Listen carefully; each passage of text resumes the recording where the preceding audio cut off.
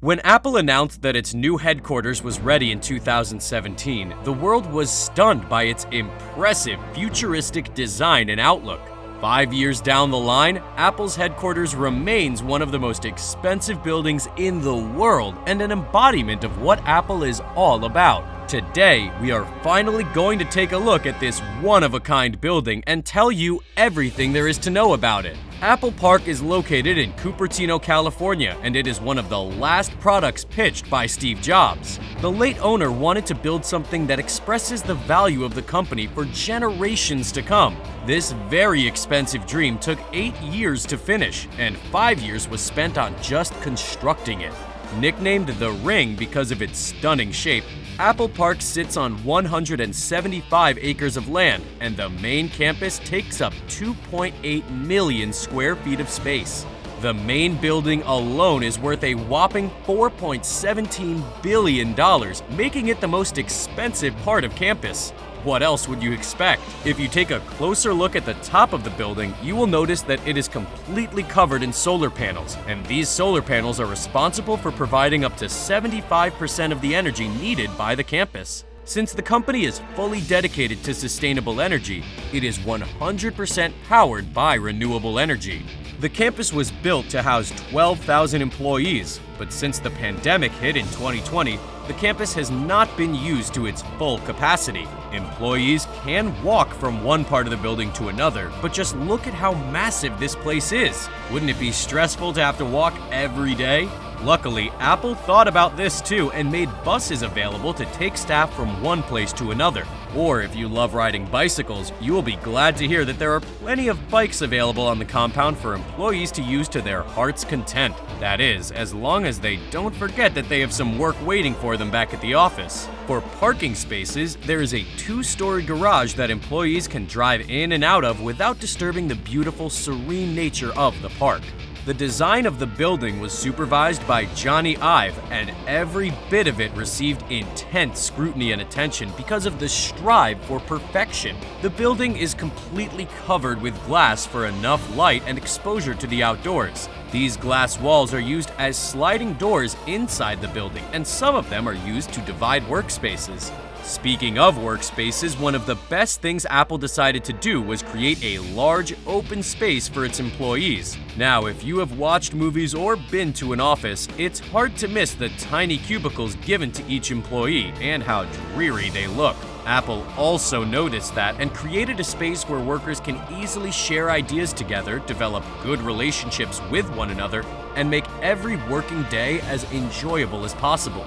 The same approach was also taken with the cafeteria, as it is a large open space where employees can interact together as they share meals. It also helps that the cafeteria can take up to 4,000 employees at a time and incorporates some trees to give it a more serene and relaxing look. Covered with 9,000 drought-resistant trees, the garden of Apple Park takes up about 80% of its space. Yes, it's that big.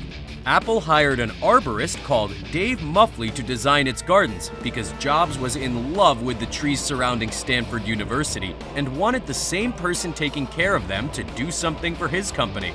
The garden contains 309 varieties of indigenous species, and some of the trees that can be found in its spacious gardens are cherries, plum, olives, apricots, and apples. Would the garden even be complete if there wasn't some apple trees there? To tie together its design, the garden also has an artificial pond with a circular design, and just walking through this space is enough to put your mind at ease, even though you're going to spend all day working. Once called the Steve Jobs Theater, this auditorium is located on top of a hill on the campus as a respect to the late founder of Apple.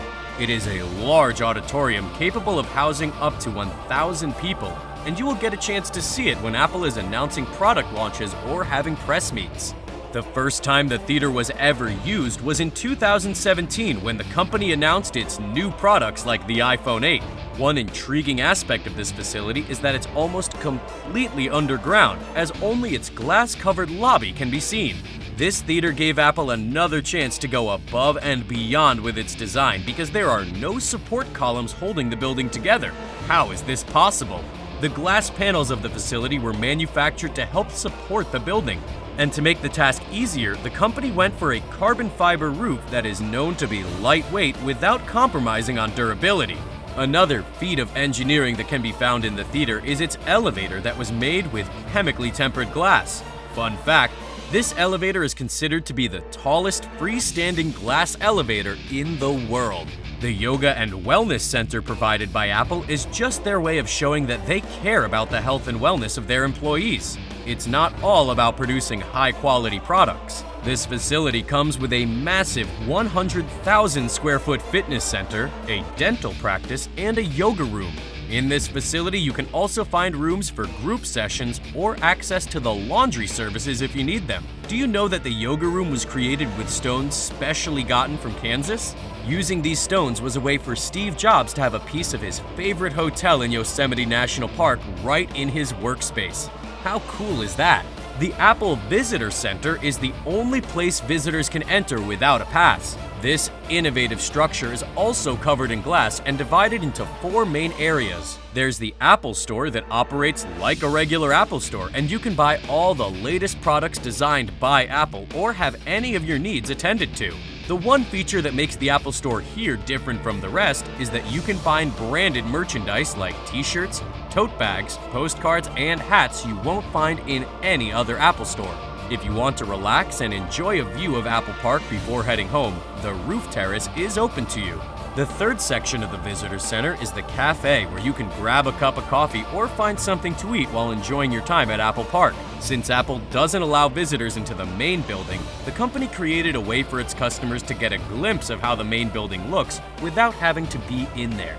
When you head over to the fourth section of the Visitor Center, which is called the Exhibition Space, you get to experience the company in 3D, providing an unforgettable experience. Apple spent a lot of time and effort constructing this massive property in the hopes that one day it would become a national landmark instead of an office space. And it is pretty safe to say that this dream of theirs is achievable because Apple Park is already gaining a lot of attention from tourists, and we can only wait and see what the future holds for this magnificent building. The vision of Steve Jobs continues to live on through Apple Park. Is Apple Park your next travel destination? Let us know in the comments and give this video a massive thumbs up if you enjoyed it. Till next time, guys.